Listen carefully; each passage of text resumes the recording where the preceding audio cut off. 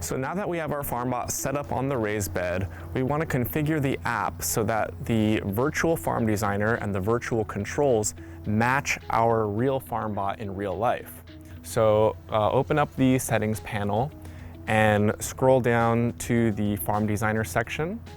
And in this section, find map origin, and you can select which quadrant your origin is located in. I normally am gonna view my FarmBot from this perspective, which means that the top-down view, my origin is in the bottom left. If you normally view your FarmBot from the other side of the bed, then you would want the origin in the top right. And let's say you view the FarmBot from one of these sides, then you need to use the rotate map toggle to rotate the way your map looks so that it, again, matches the perspective of your real-life FarmBot. So now that I have my origin and map rotation set, I want to make sure that the manual movement control buttons send my FarmBot in the direction that I expect. The right arrow should send my FarmBot right.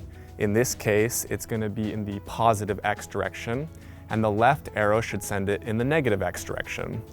The forward arrow button should send the Y-axis in the positive direction, and the back arrow should send it towards Y in the negative direction. So let's give it a go. So I'm going to press the right arrow button, and the FarmBot moves right, and the left arrow button, the FarmBot moves left. Now let's say I set up my FarmBot differently and I'm standing over on this side.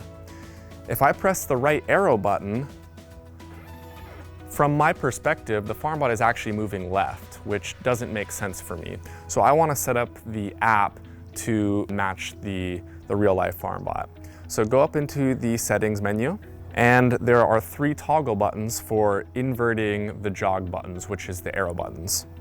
So here I want to invert the X-axis, and now if I press the left button, the FarmBot moves left, and if I press the right button, the FarmBot moves right.